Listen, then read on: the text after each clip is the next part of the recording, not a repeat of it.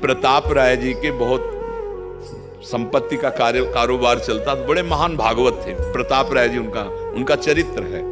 उनके यहाँ ये व्यापार चलता कुल परंपरा से कि जैसे आपको कोई कार्य है, ब्याह आदि ऐसे कार्य करने, तो आप अपने संपत्ति रख जाइए, जैसे स्वर्ण आदि, और जितना रुपया चाहिए आप ले जाइए, फिर ब्याज सहित रख जाइए और संपत्ति ले जाइए, वो स्वर्ण आदि आभूषण ले जाइए। ऐसा उनकी कुल परंपरा से चल रहा था। वो एक बॉक्स रखे थे, आप अपना स्वर्ण रख दो, और एक मुनीम रखे थे, उससे पैसा दिलवा देते थे जितना, जब आपको लगे तो कम ब्याज में आप रख जाना और ये ले जाना, और हर समय नाम जप करते। धर्मात्मा थे।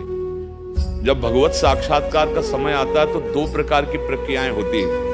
पहला, भारी प्रलोभन आएगा, अगर आप नहीं डिगे, प्रलोभन सुख सुविधाएं है ये लो भोगो, नहीं डिगे तो भारी प्रतिकूलता आ सकती है, और अगर उस पर भी नहीं डिगे तो आगे भगवान का साक्षात्कार हो जाएगा।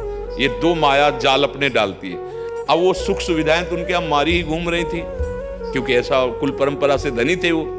तो वहां के जो मुखिया लोग थे वो जलते थे उनसे। जो भगवत मार्ग में सही चलता है ना और सुखपूर्वक, तो जो असत आचरण करने वाले लोग होते हैं उनको जलन होती है।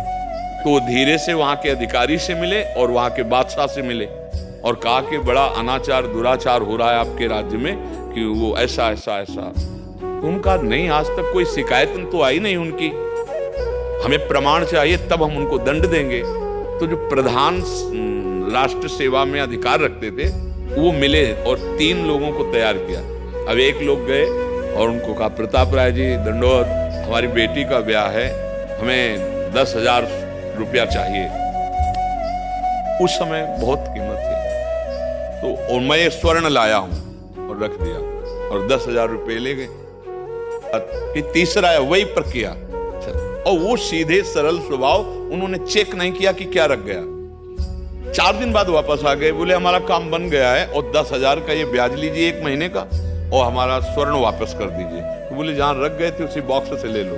उन्होंने निकाला और हल्ला मचाया, देखो इसमें तो पत्थर और कंकड़ रख दिया, ये बड़ा ठग है, हमारे आभूषणों को चुरा लिया।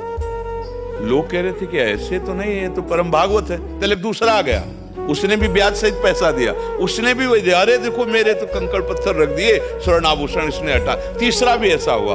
अब लोगों को लगा 1 आदमी 2 आदमी 3 आदमी, मतलब ये है अधर्मी, ये नाटक कर रहा है भजन का और अधर्म आचरण करता है। अब वो तो प्लानिंग थी ना, उनको बंदी बना लिया गया, सब संपत्ति जब्त कर ली गई। पत्नी से उन्होंने कहा, ठाकुर सेवा रखते थे, कहा तुम भागो, ठाकुर जी को लेकर भागो, क्योंकि ये लोग अगर, तो वहां सुविधा ठाकुर जी को नहीं मिलेगी, इनको भोग लगता रहे, इनको दुलार होता रहे, उनको अपनी चिंता ले, ठाकुर जी को भोग। पत्नी को पीछे के दरवाजे से ठाकुर जी के लिए, तुम मायके चली जाओ, बंदी बना ले गए। अब जो निंदा करने वाले लोग थे उन्होंने कहा इसकी पत्नी और स्वर्ण आभूषण ठाकुर जी, तो उसको मायके से बंदी बना करके जेल में। अब दोनों की हथकड़ी पड़ी हुई, वो हंस रहे जेल में। भगवान के जो भक्त होते हैं ना, किसी भी विपत्ति या परिस्थिति में उनका चेहरा नहीं डाउन होगा, क्योंकि वो धर्म से चलते हैं, तो उनके मुख में प्रसन्नता होगी, भयानक पीड़ा में भी, भयानक विपत्ति में भी। तो पत्नी इनका हंस क्यों रहे? बोले देख रहे, इनकी लीला देख रहे, क्योंकि वो सत्य में थे। बोले इनकी लीला देख रहे।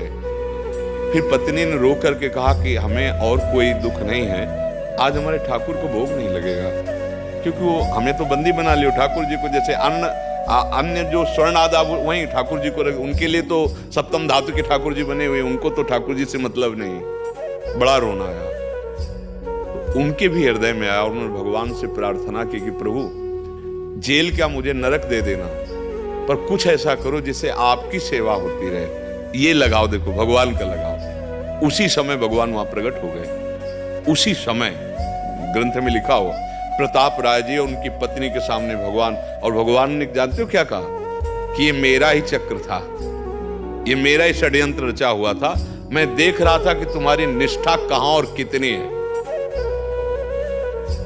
तत्काल भगवान ने आदेश किया बादशाह को कि ये सब ठगाई हुई है, वस्तुतः ऐसे नहीं है, आप अपने प्रधान अधिकारी से पूछो। जब उन्होंने शासन पूर्वक पूछा तो उसने कहा हाँ ये सब प्लानिंग से हुआ, तो धन भी वापस हो गया, भगवत साक्षात्कार हो गया। और तो हम अगर वास्तविक निष्ठा से चलें तो परिस्थितियां ऐसी आ सकती है, डिगना नहीं, बस इसके बाद ही भगवत साक्षात्कार होता है।